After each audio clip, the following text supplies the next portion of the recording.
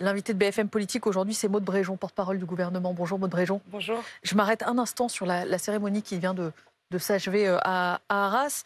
Euh, Aujourd'hui, on en est où en matière de radicalisation terroriste? Est-ce que c'est les adolescents qui sont particulièrement sous le coup de la vigilance de ce gouvernement? D'abord, c'est une cérémonie qui est extrêmement émouvante et je commencerai bien sûr par avoir un mot pour la famille, pour ses proches, pour tout ce monde éducatif qui est évidemment encore aujourd'hui en deuil.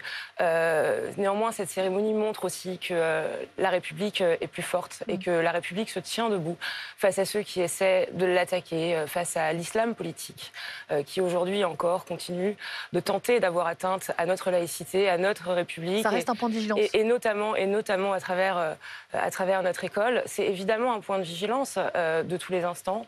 La ministre de l'Éducation nationale, Anne Genetet, rappelait pour autant ce matin dans les colonnes de la Tribune que le nombre d'atteintes à la laïcité en septembre 2024 a considérablement baissé par rapport au même mois l'année précédente, en 2023. On est passé, je crois, de 838 atteintes il y a un an à un peu plus d'une centaine aujourd'hui. Ça a été permis grâce aux décisions politiques qui ont été prises par Jean-Michel Blanquer, par Gabriel Attal, évidemment, avec l'interdiction du port de l'abaya. Il y a encore beaucoup de chemin à faire. Il y a une prise de conscience politique qu'on doit continuer à mener.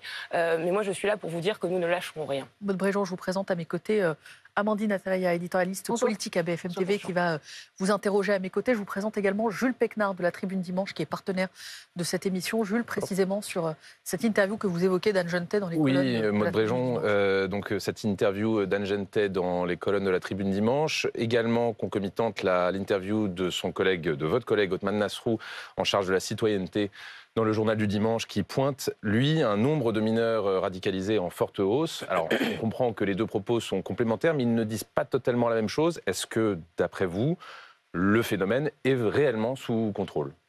Le phénomène de la radicalisation, doit toujours continuer à être combattu. Il ne s'agit pas de mettre la poussière sous le tapis. C'est le sens des propos et d'Anne Genetet et d'Othman Nasrou. Il ne s'agit pas de se voiler la face. Il s'agit d'arriver à agir. Et moi, je le redis, il y a eu des dispositions extrêmement sérieuses qui ont été prises par Jean-Michel Blanquer et par Gabriel Attal. Mais il reste encore du chemin. Il reste encore du chemin. Et c'est ce que dit, je pense, Othman Nasrou dans son interview. Après l'attentat d'Arras, Gabriel Attal, qui était alors ministre de l'Éducation nationale, avait dit qu'il fallait s'occuper des mineurs radicalisés dans les établissements scolaires et les en sortir par mesure de précaution, ceux qui étaient le plus radicalisés. On n'entend plus parler aujourd'hui de cette mesure. Qu'est-ce qu'il en est? Est-ce que ce projet est abandonné ou est-ce que Bruno Retailleau reprend cette idée qui, à l'époque, paraissait urgente et essentielle? C'est toujours à l'étude. Moi, ce que je retiens essentiellement des propos de la ministre de l'Éducation nationale, c'est d'abord la nécessité d'accompagner le monde éducatif. Mais sur cette mesure précise de sortir des mineurs radicalisés des établissements scolaires. Elle annonce notamment l'augmentation du nombre d'heures de formation à la demande même des enseignants et du monde éducatif. Je pense que c'est une très bonne chose.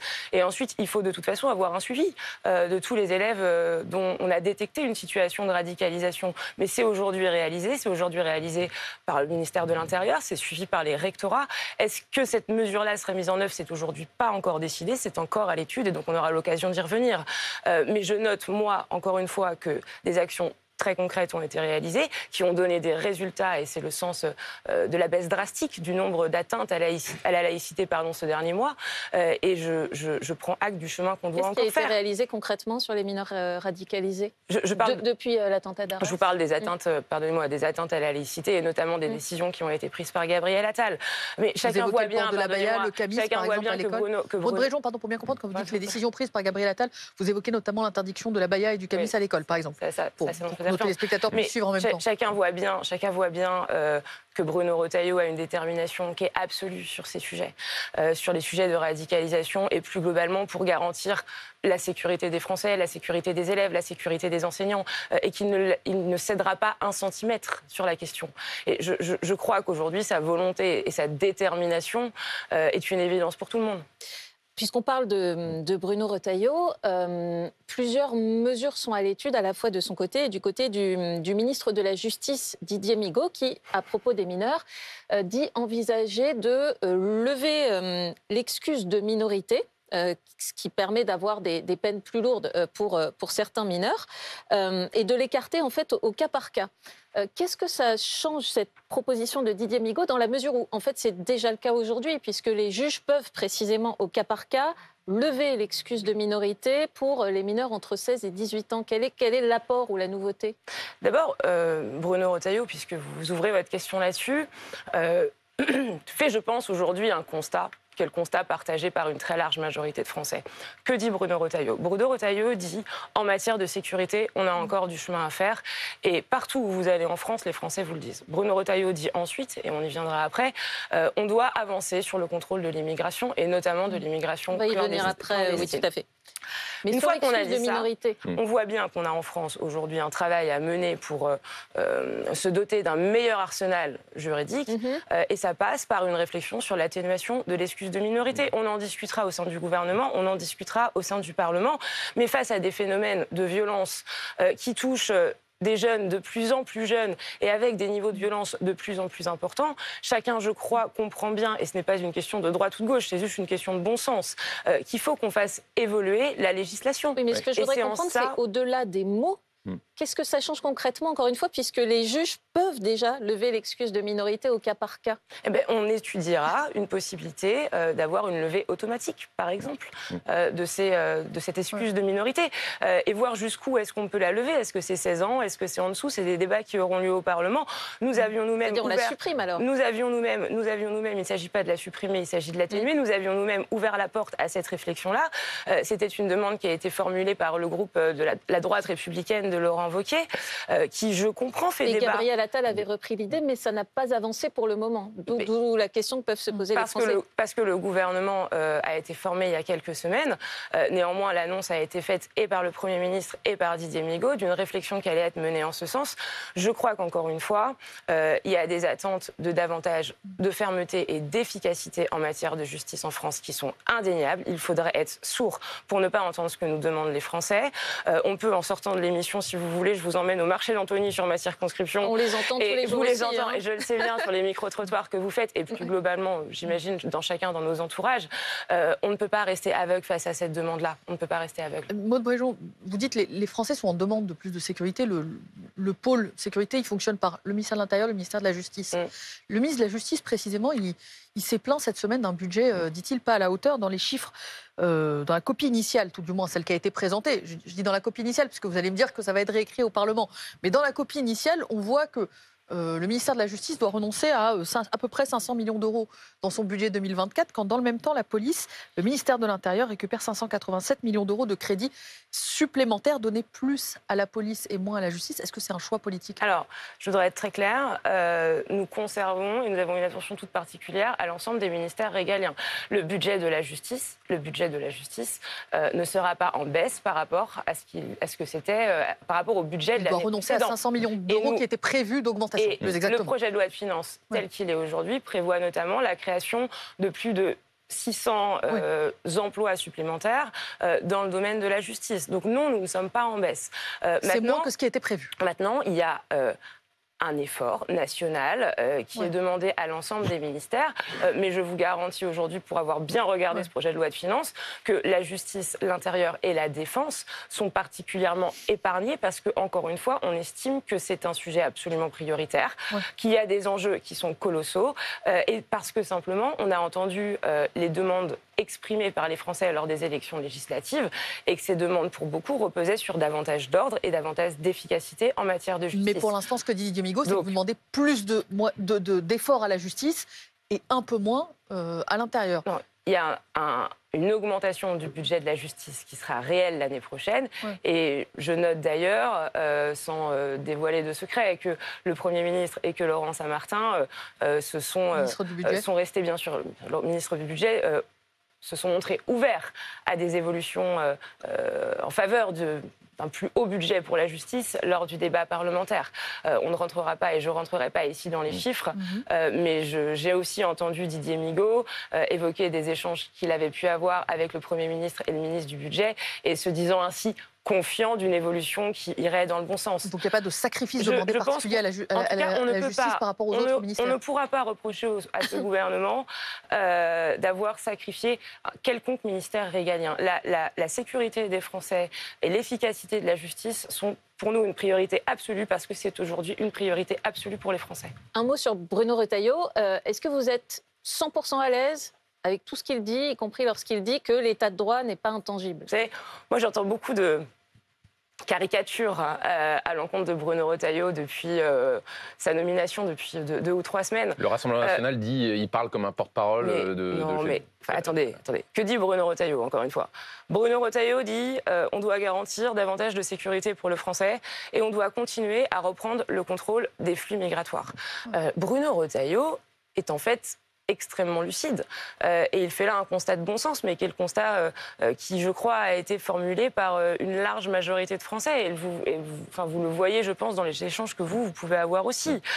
Et face à ça, il fait des propositions. Mais pardonnez-moi, Bruno Retailleau, qui a pour mission de garantir la sécurité des Français, ne va quand même pas devoir s'excuser d'avoir des idées. Donc vous êtes à l'aise avec tout ce qu'il dit pour répondre à la question d'Amandine. Pardonnez-moi, il fait des propositions sur les 3 échelles qui apparaissent comme pertinentes en la matière, à savoir l'international, avec un bras de fer qui doit être assumé pour obtenir les laissez-passer consulaires avec les pays d'origine, au niveau européen, avec une mise en œuvre la plus rapide possible du pacte asile-immigration qui doit permettre, je termine, de contrôler davantage les frontières européennes, et des propositions formulées, on y reviendra je pense sur le niveau national, qui appelleront de nouvelles dispositions législatives. C'est-à-dire, il va y avoir une nouvelle loi immigration, pour parler clairement?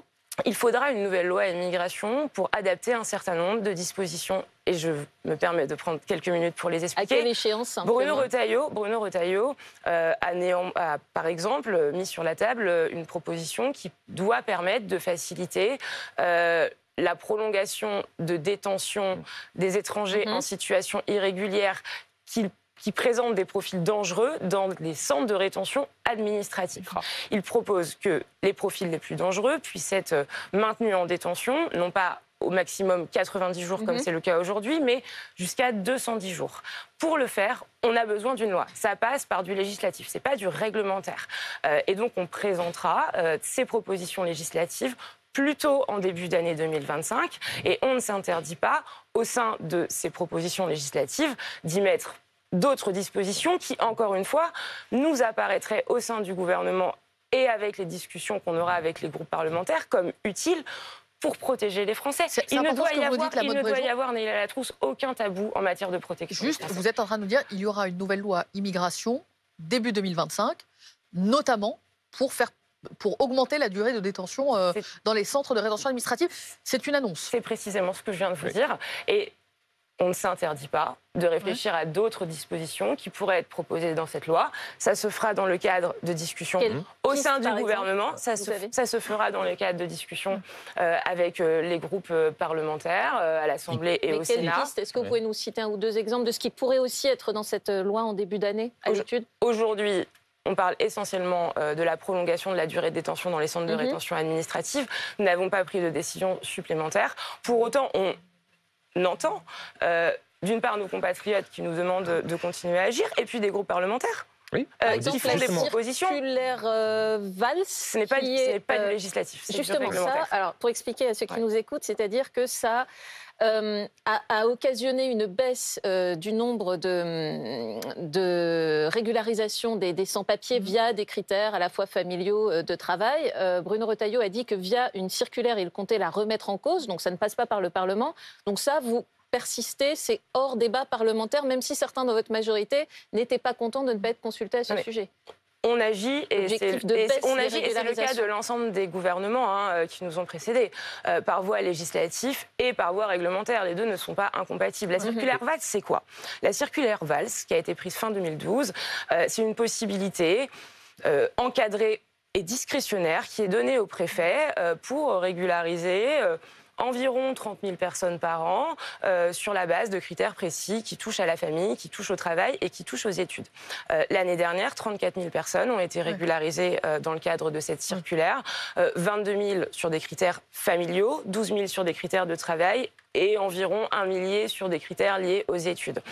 Bruno Retailleau, et il a raison de le dire, affirme que ces régularisations doivent être aujourd'hui davantage encadrées, et donc la circulaire ne sera pas supprimée, elle sera remplacée avec des critères qui seront davantage restreints, et notamment sur des critères de régularisation dus au cadre familial. Alors ça, c'est pour la circulaire Valls que Bruno Retailleau veut en quelque sorte réécrire ou remplacer par une nouvelle circulaire. Pour rester sur la loi immigration que vous nous annoncez pour 2025, dans les pistes qui peuvent être avancées, est-ce qu'il est question, par exemple, de reprendre des dispositions qui ont été censurées par le Conseil constitutionnel lors de la précédente loi qui avait été adoptée en décembre dernier? La droite y tient beaucoup, par exemple. Ça prévoit notamment... je me permets de préciser que le Conseil constitutionnel a censuré ces dispositions pour des raisons de forme et non pas pour des raisons de fond. Donc elles peuvent revenir dans une nouvelle loi, absolument. Je ne voudrais pas laisser penser qu'on... Ce n'était pas une incompatibilité avec la Constitution. Exactement. On ne s'interdit rien. Il y avait le durcissement du regroupement familial. On ne s'interdit rien. On ne s'interdit rien. Ça se fera encore une fois dans un cadre de discussion avec les différents groupes parlementaires. Mais je note en effet que le groupe droite républicaine de Laurent Wauquiez avait fait des propositions en ce sens. J'irai plus loin.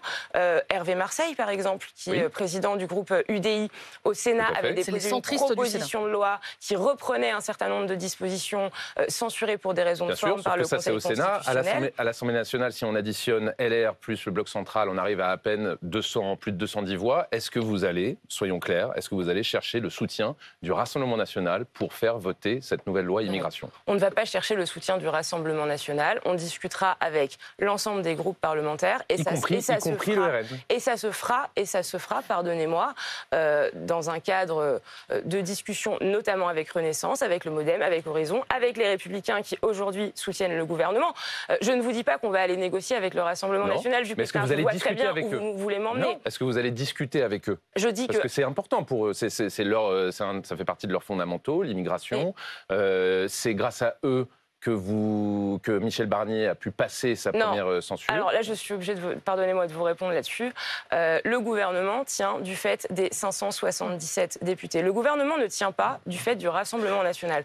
Le gouvernement tient du fait de l'ensemble des députés qui ont été élus et qui représentent tous ensemble 67 millions de Français. Mais sur le point pardonnez-moi, par Jules Pécnard, la loi immigration, la voix d'un député vaut la voix d'un autre député. La seule question qui est à se poser en matière de censure, c'est y a-t-il une convergence des luttes et des objectifs entre Marine Le Pen et Jean-Luc Mélenchon? C'est tout. Nous ne sommes pas tributaires des voix des uns ou des autres. Mais vous dites, Maud Bréjon, sur la loi immigration, on discutera avec tout le monde, une voix égale une voix, à ce moment-là. Mais ce ne sera pas une loi faite pour Marine Le Pen, de ce que je comprends de ce que vous dites. Ce ne sera pas une voix faite pour Marine Le Pen. Mais on ne fait pas la loi pour tel ou tel groupe parlementaire.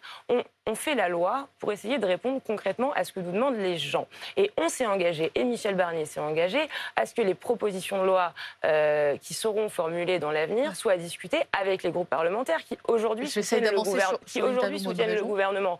Maintenant, une fois que quand ces lois arrivent à l'Assemblée nationale ou au Sénat, on ne va pas interdire des députés RN, mais ou la France Insoumise ou d'autres, de s'exprimer sur la question. C'est vrai qu'ils ne pensent pas la même chose du tout. Leurs avis sont radicalement opposés sur le sujet de l'immigration. Mais ça ne nous empêche pas d'écouter les 577 députés. Vous savez, moi je crois que, encore une fois, sans évidemment faire des accords ou sans aller chercher des voix ici ou là, on ne peut pas dire qu'on souhaite s'adresser et répondre aux préoccupations de l'ensemble des Français et refuser d'entendre ou de regarder ceux qui, par l'intermédiaire du vote que les Français ont formulé, les représentent aujourd'hui. Mais c'est aussi le cas pour les députés de la France Insoumise. Et ça ne veut pas dire qu'on cherche des accords, ça ne veut pas dire qu'on va négocier, ça veut juste dire qu'on respecte l'ensemble des Français. Et quand on respecte l'ensemble des Français, on se doit de respecter ceux qui le représentent au Parlement. Et je crois qu'en fait, chacun comprend bien ça. Question simple, réponse j'espère simple. La précédente loi prévoyait de régulariser un certain nombre de travailleurs sans papier dans des métiers en tension. Est-ce que c'est toujours prévu ? Et c'est toujours prévu et ça se fera dans le cadre, encore une fois, de la loi. Et les préfets le peuvent aujourd'hui. Et quand est-ce que vous allez définir la liste des métiers en tension? Parce qu'elle ne s'est toujours pas fait non plus. Ce sera fait, et ça c'est un travail que mènera Bruno Retailleau dans les semaines à venir. Et c'est quand même contradictoire avec votre objectif de baisse des régularisations sur la remise en cause de la circulaire Valls.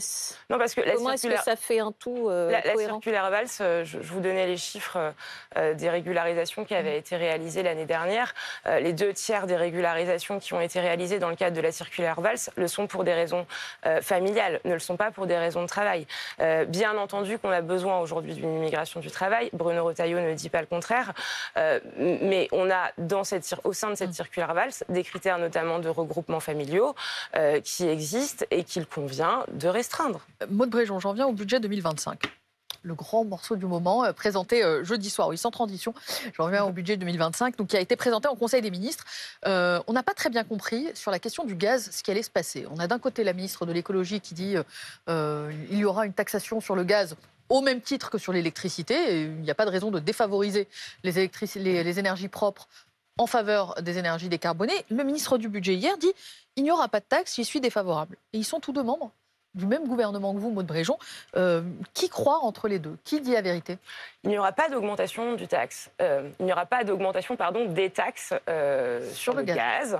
Laurent Saint-Martin a précisé les choses hier midi. Et donc moi, je vous le redis. Donc la ministre de l'Énergie s'est plantée. C'est aujourd'hui la position qui est celle du gouvernement et l'arbitrage qui a été formulé par Michel Barnier. Pourquoi est-ce qu'on ne veut pas augmenter les taxes sur le gaz? Donc la ministre de l'écologie s'est trompée. Pourquoi est-ce qu'on ne veut pas augmenter les taxes sur le gaz? Cette taxe, c'est un peu technique, ce qu'on appelle la TICGN. Bon, oui, on va éviter les acronymes. Voilà, elle a doublé cette taxe en début d'année dernière. Ouais. Elle a déjà augmenté. Si on augmentait de nouveau cette taxe début janvier 2025, ce sont les Français qui paieraient de plein fouet l'augmentation de cette taxe. Ce qui n'est pas le cas de l'électricité. Parce que les prix vont baisser et que l'augmentation de la taxe ne vont pas augmenter les prix. Notre objectif, dit autrement, c'est que les factures des Français n'augmentent pas. Sauf que ce que dit la ministre de l'écologie... On refuse d'augmenter les taxes sur le gaz parce qu'on ne veut pas faire payer davantage leur énergie aux Français. Et on s'engage sur l'électricité à...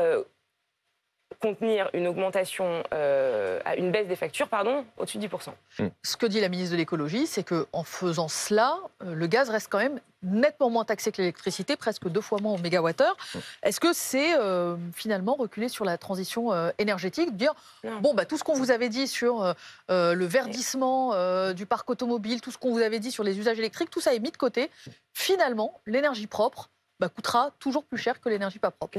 La transition énergétique, elle doit être acceptée et acceptable. Et pour ça, je pense que ça ne peut pas passer par de l'argent qu'on irait chercher dans les poches des Français. Vous savez, il y a 12 millions de Français qui se chauffent aujourd'hui au gaz. 12 millions de Français. Ouais.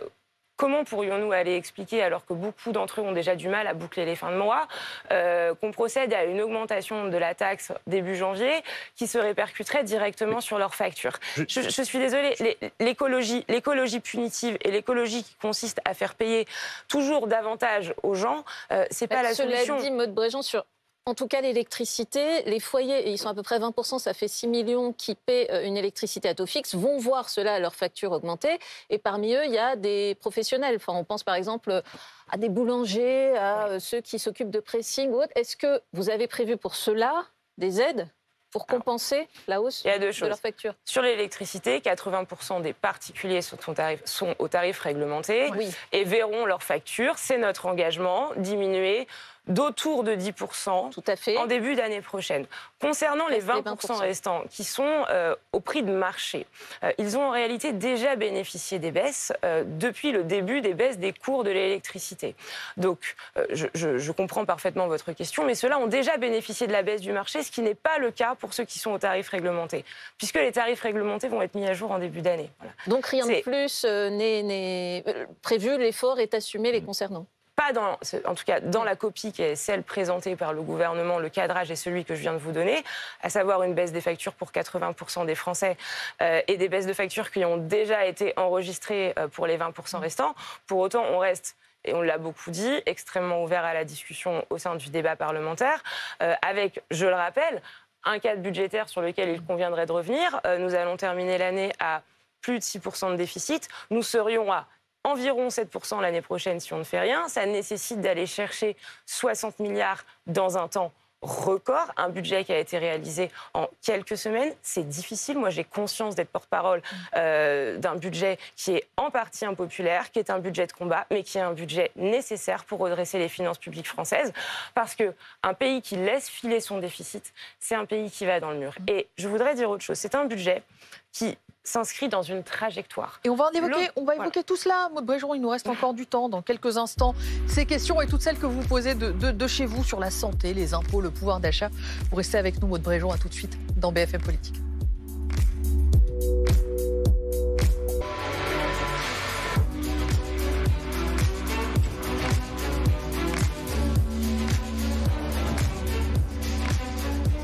BFM TV, BFM Politique. Néla Latrousse. Toujours avec Maud Bréjon, porte-parole du gouvernement, invité de BFM Politique en partenariat avec la Tribune Dimanche.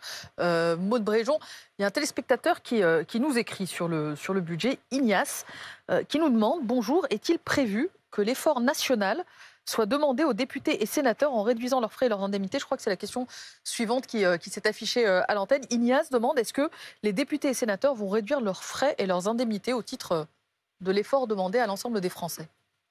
Aujourd'hui, c'est une décision qui est souveraine de l'Assemblée nationale et du Sénat. Donc moi, je n'ai pas à me prononcer là-dessus au titre de la séparation des pouvoirs entre l'exécutif et le législatif.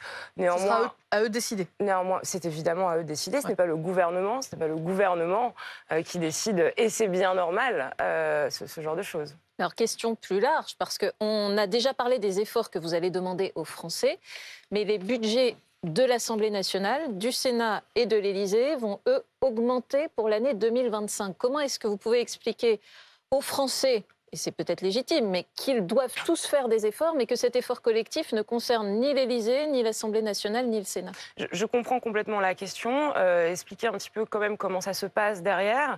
Les pouvoirs publics, l'Assemblée nationale, le Sénat notamment, font leur demande de dotation lors de la construction du projet de loi de finances au gouvernement.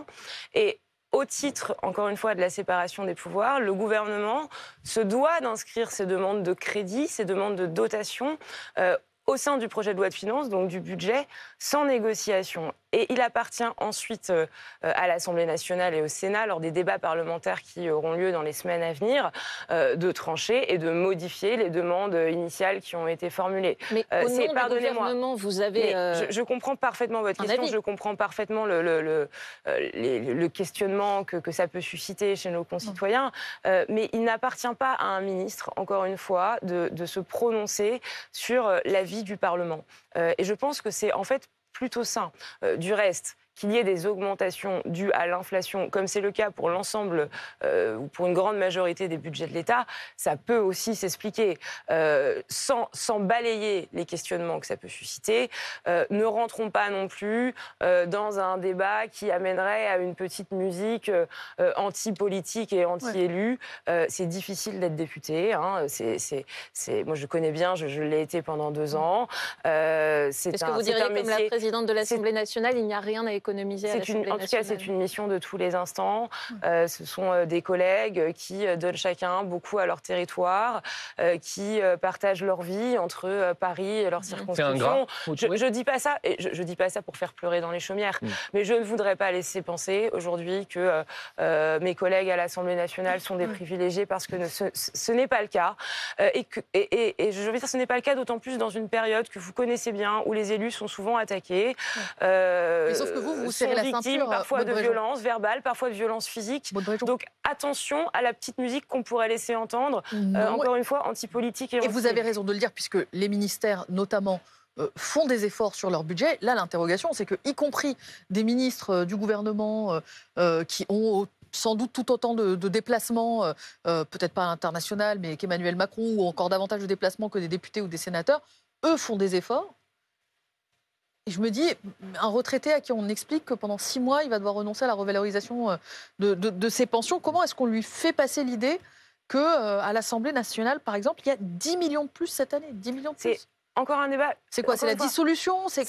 C'est un débat qui se tiendra au Parlement. Moi, je comprends l'émotion que ça peut susciter chez une part de nos concitoyens. Il y aura un débat, il y aura des discussions à l'Assemblée nationale et au Sénat. Il y a une part de ces augmentations, encore une fois, du fait de l'inflation, qui, je pense, peuvent s'expliquer. Et pour le reste, je le redis, malgré tout, parce que même si des efforts sont demandés, et notamment à ceux qui le peuvent le plus, l'État et les ministères, le budget de l'État donnera l'exemple sur les économies qui sont demandées. Sur les 60 milliards d'euros qu'il y a à trouver, 40 milliards touchent à des réductions de dépenses. Et sur ces 40 milliards, 20 milliards, donc la moitié, sont un effort qui sera fait par le budget de l'État. Donc l'État montrera l'exemple et c'est bien normal. Un autre élément qui va susciter du débat pendant cette période d'examen du budget, ce sont justement les retraites. Néla l'évoquait tout à l'heure. La non-revalorisation des retraites pendant les 6 prochains mois, donc c'est un gel de l'indexation sur l'inflation. Ça peut rapporter 4 milliards d'euros, nous dit-on. On sait que l'un de vos alliés, vos principaux alliés, les Républicains, sont très opposés à cette mesure. Est-ce que vous confirmez que le Parlement pourrait trouver une alternative à cette mesure ? Le Parlement pourra évidemment trouver une alternative à condition de proposer en face des réductions de dépenses supplémentaires.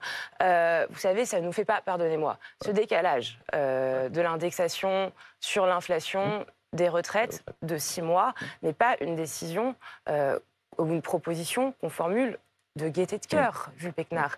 On n'est pas heureux de faire cette proposition-là. On maintient l'indexation des retraites sur l'inflation, c'est un engagement. La retraite minimale sera revalorisée dès janvier, comme c'était prévu. Du reste, on demande effectivement un effort de 6 mois, mais qui est un effort qui nous semble aujourd'hui nécessaire. Maintenant, si le Parlement a des propositions à formuler pour rester dans le cadre budgétaire des fameux 60 milliards, mais permettre de baisser davantage de dépenses ici ou là, on sera parfaitement ouvert. Est-ce qu'il peut y avoir une piste, par exemple l'abattement de 10% sur les pensions et les retraites, ça pourrait rapporter plus de 4 milliards d'euros, est-ce que ça peut être une piste L'abattement de... L'abattement pour frais professionnels dont bénéficient les retraités, abattement de 10%. C'est vrai qu'on entend ce débat dans le bloc central. Certains qui disent... Tout sera discuté. Pourquoi il y a des abattements professionnels ? Et moi, j'entends beaucoup de propositions. Donc ça peut être discuté. Vous dites, vous n'êtes pas fermé à ce type de proposition. Nous, on n'est pas fermé par principe. Vous savez, il y a encore une fois un budget, qui est un budget difficile à construire, en un temps record. Michel Barnier, Laurent Saint-Martin, notre gouvernement, on met des propositions sur la table. Au fond, on formule une équation qui marche, une équation qui nous semble équilibrée et qui nous semble juste, qui n'est pas facile à réaliser, mais qui nous semble juste.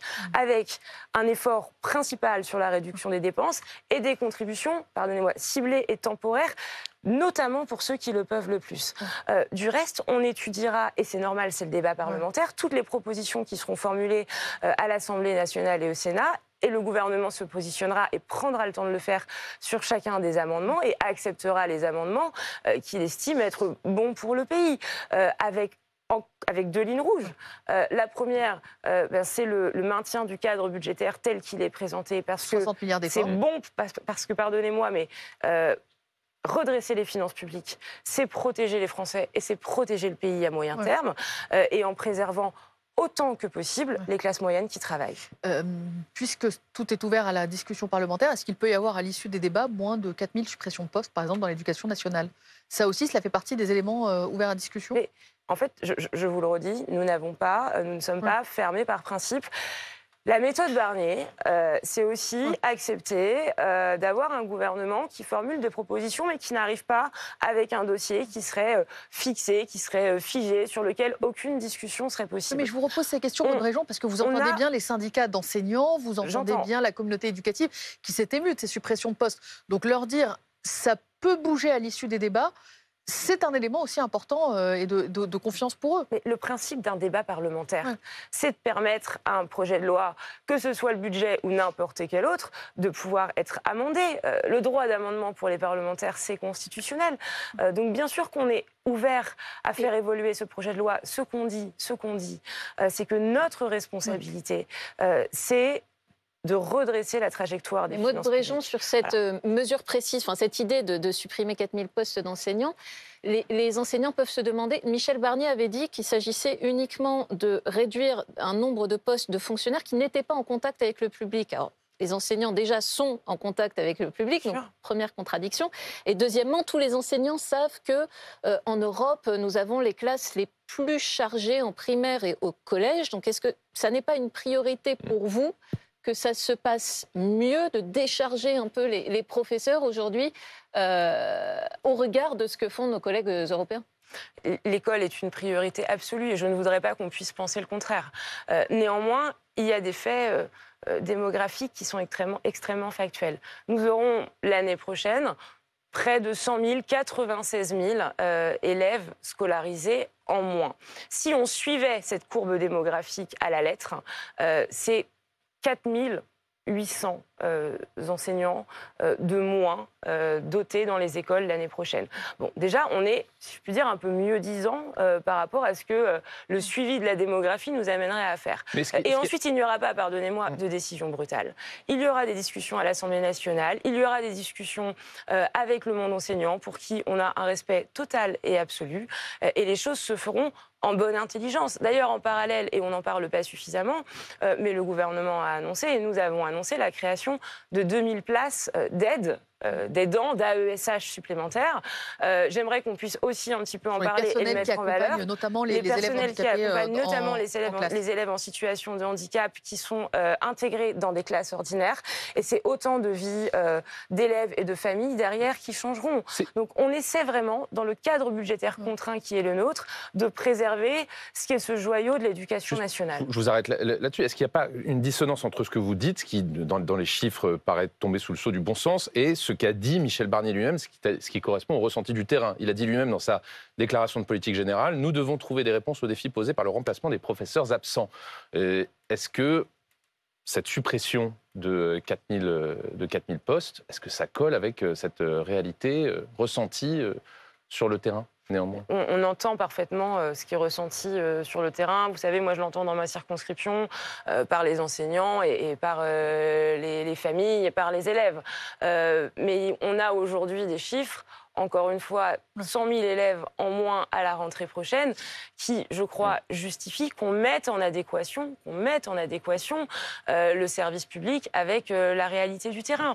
J'entendais d'ailleurs, enfin je lisais d'ailleurs, avant de venir, François Bayrou, qui porte une attention très particulière à l'école, qui a été ministre de l'Éducation nationale, expliquer dans des colonnes de vos confrères du JDD qu'il comprenait cette décision.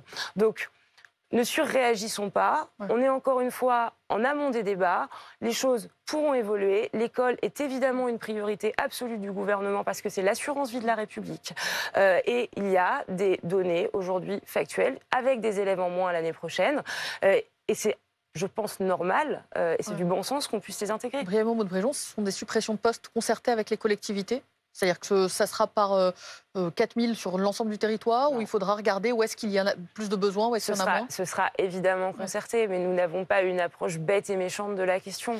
Ce sera concerté avec les collectivités, ce sera concerté avec les associations, avec les syndicats d'enseignants, et c'est normal de le faire comme ça.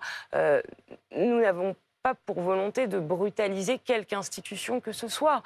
Nous avons un contexte aujourd'hui qui n'est pas le même que celui qu'il était l'année précédente ou l'année d'encore avant, et on essaie de faire au mieux avec les ressources qui sont les nôtres. Je poursuis sur les préoccupations des Français et de ceux qui nous regardent. La santé, est-ce que se soigner coûtera plus cher l'an prochain? Se soigner est évidemment encore une fois, est également une priorité. Ça fait aussi partie des priorités qui avaient été annoncées par Emmanuel Macron. Oui, et d'ailleurs, question simple, ça coûtera plus cher, ça ne coûtera pas plus cher? Le budget de l'assurance maladie sera en hausse l'année prochaine. Le budget de l'assurance maladie sera en hausse d'un peu moins de 3%. Ça représente 9 milliards d'euros. Il y a des réflexions qui sont menées, qui sont incluses dans le projet de loi de finances de la sécurité sociale, notamment sur la question des indemnisations journalières pour des cas d'absentéisme. C'est, je pense, une réflexion légitime. Mais nous resterons, et je le dis aujourd'hui, un des pays, par exemple, avec le reste à charge le plus faible de tous les pays de l'OCDE. Donc, il faut quand même, Le pardonnez-moi, reste à charge, c'est ce que payent les mutuelles. il faut raison garder sur la question. Mais néanmoins, les mutuelles vont certainement, comme il y aura une baisse du remboursement par la sécurité sociale du montant des consultations, les mutuelles vont devoir compenser. Donc, est-ce que vous savez que ça va toucher particulièrement les seniors ou bien ceux qui, par exemple, ont des affections longue durée? Ceux-là, qu'est-ce que vous leur dites aujourd'hui pour... Est-ce que vous essayez même de les rassurer ou est-ce qu'il faut qu'ils admettent qu'ils doivent contribuer à l'effort eux aussi? En sachant, pour compléter, que les mutuelles ont augmenté leur cotisation, le prix de leur cotisation de 8% l'année dernière. On est parfaitement au fait et lucide sur la situation et on s'engage à ce que ces modifications qui interviendront dans le cadre du projet de loi de finances de la sécurité sociale n'impactent pas les plus fragiles et notamment ceux qui C'est un appel que vous lancez aux mutuelles qui sont aujourd'hui dans le cadre d'infections de longue durée. C'est-à-dire vous demandez aux mutuelles d'être raisonnables dans l'augmentation des tarifs, par exemple? Il y aura évidemment une discussion avec les mutuelles. De quoi on parle? On parle de ce qu'on appelle le ticket modérateur. C'est la part de remboursement qui touche à la sécurité sociale contre la part de remboursement qui touche aux mutuelles. Une évolution, effectivement, pourra avoir lieu de façon à demander aux mutuelles de supporter une charge un peu plus importante. Ça se fera en discussion avec elles et le gouvernement sera extrêmement vigilant à ce que les répercussions sur le prix des mutuelles soient le plus faibles possible. Néanmoins, le budget qui aujourd'hui est alloué à la santé est un budget colossal. Oui, mais vous savez ce que se disent les Français qui nous écoutent au fur et à mesure de l'émission, c'est qu'en fait tout ça, finalement, ce sont des hausses d'impôts déguisées pour les Français, que ce soit des retraités, ceux qui se soignent, ceux qui achètent des voitures, des hausses d'impôts déguisées en fait. Non. On fait aujourd'hui au mieux pour préserver les domaines qui sont pour nous des domaines essentiels. Mais vous prenez la santé, par exemple. Je reviens sur mon exemple des indemnités journalières. L'État prend en charge, quand vous êtes en arrêt maladie, une partie de vos indemnités journalières. En 2017, ça coûtait environ 8 milliards d'euros par an à l'État. D'accord ? Aujourd'hui, l'année 2024, ça aura coûté environ 17 milliards. Parce que les absences ont augmenté et que ces absences durent bien plus longtemps que ce que c'était il y a quelques années. Bon, on voit bien que c'est une situation qui n'est pas normale et donc il est, je crois, légitime qu'on plafonne, par exemple, les indemnités journalières. Pour autant, je le redis, sur l'essentiel, nous préserverons évidemment la capacité de l'État à permettre aux Français de se soigner et c'est bien normal. C'est un budget difficile, mais sur les sujets de la santé comme sur l'éducation, on sera extrêmement vigilant et le débat se tiendra au Parlement. Est-ce qu'il est si difficile, précisément, que ce budget, vous n'aurez d'autre choix que de le faire passer par 49.3 ? Notre volonté, c'est vraiment de laisser le débat se faire. C'est pas contradictoire. Vous pouvez laisser se faire le débat et choisir le 49.3 à la fin. Il y a une certitude, c'est qu'à la fin, il faudra un budget pour la France. Ouais. Je pense qu'on est tous d'accord là-dessus. Du reste, le débat doit pouvoir se tenir autant que possible à l'Assemblée nationale et au Sénat. Mais ça, le débat va se tenir. Mais est-ce que, pour vous, la possibilité est ouverte d'utiliser un 49.3 ? On ne ferme pas la porte par principe, puisque à la fin, il faudra nécessairement un budget pour le pays. Mais ce n'est pas notre souhait. Notre souhait, c'est que le débat puisse se tenir jusqu'au bout, que les parlementaires puissent prendre leurs responsabilités, qu'on puisse voir et dire aux Français ce qu'est la proposition de budget qui aura été, in fine, proposée par l'Assemblée nationale et par le Sénat en sortie de commission et en sortie d'hémicycle. Mais on ne s'interdit pas, par principe, d'avoir recours à un outil qui est un outil Mais quand vous voyez certains réfractaires dans la majorité, y compris par exemple Gérald Darmanin, dont vous êtes proche, qui dit qu'il envisage de ne pas voter le budget parce que les hausses d'impôts ne lui conviennent pas, est-ce que vous avez envie de leur dire revenez à la raison et rejoignez-nous ? La question que je pose aujourd'hui, c'est sommes-nous d'accord sur le constat ? Sommes-nous d'accord pour dire que 6,1% de déficit cette année, ce n'est pas acceptable, que 7% l'année prochaine, si on ne fait rien, c'est courir à la catastrophe. Mais donc Gérald Darmanin n'est pas lucide. Pardonnez-moi, si la réponse est oui, on doit trouver 60 milliards d'euros en quelques semaines. Je ne dis pas que notre copie, elle est parfaite, et j'entends les critiques qui peuvent être formulées ici ou là sur la question des impôts, qui, je le rappelle, toucheront en priorité les plus fortunés et les entreprises qui font le plus de profit. Non, ça touchera tous les Français. Les hausses d'impôts, contributions exceptionnelles et ciblées, toucheront les Français. Oui, mais il y a le malus sur les voitures, il y a les dépenses sur la santé, il y a le... Donc, J'en reviens à votre question sur les critiques qui peuvent être formulées ici ou là. On a un budget qui est difficile, et on le sait. On a un devoir de responsabilité vis-à-vis du pays, parce qu'on ne peut pas laisser filer le déficit comme c'est le cas aujourd'hui. Et donc, face à cette réalité, Michel Barnier pose des propositions sur la table. J'entends que c'est difficile. Hein. Mais au-delà du contenu de la copie, certains dans votre camp appellent Michel Barnier, par exemple, à engager sa responsabilité dès le début du débat parlementaire, dans la mesure où il est impossible de trouver une majorité, vu que vous êtes 213 sur 577. Il n'y a pas de... Pardonnez-moi, le respect du parlementarisme, c'est accepter de laisser le débat se tenir à l'Assemblée nationale, se tenir au Sénat, même si parfois on perd sur certains amendements, même si l'orientation prise n'est pas exactement celle que souhaitait le gouvernement, mais je crois que c'est sain. Et moi, je dis à tous ceux qui aujourd'hui font des propositions, font des critiques que je peux entendre sur le budget tel qu'il est proposé, si vous avez des idées pour faire différemment et mieux, nous sommes ouverts. Proposez-nous et on écoutera l'intégralité des propositions. Donc tout sera ouvert au débat parlementaire dans les prochains jours en commission et ensuite en session, en séance publique. Je l'explique pour nos téléspectateurs. Une dernière question, Maud Bréjon. Un dernier mot des violences en marge d'une manifestation écologique en Gironde. Jordan Bardella a appelé le ministre de l'Intérieur à interdire les soulèvements de la terre, ce collectif au mode d'action parfois radicaux. Quelles sont les suites envisagées après ce qu'on a vu hier en Gironde pour les soulèvements de la terre? On sait que Gérald Darmanin avait essayé de dissoudre ce collectif, mais que la justice l'avait débouté. Oui. D'abord, ce qui s'est passé hier est inadmissible et incompréhensible. On ne peut pas se servir d'une cause écologique pour donner lieu à des violences. Et donc, Bruno Retailleau continuera à instruire le dossier. Maintenant, je ne peux pas vous faire de promesses sur cette question aujourd'hui, parce que, comme vous l'avez dit, Gérald Darmanin a déjà tenté de dissoudre les soulèvements de la terre et que cette demande a été retoquée par la justice. Merci Maud Bréjon, porte-parole du gouvernement, d'avoir été l'invité de BFM Politique. Merci Amandine et Jules de m'avoir accompagné, toute la régie, pour la réalisation de cette émission. Et tout de suite, affaire suivante sur BFM TV.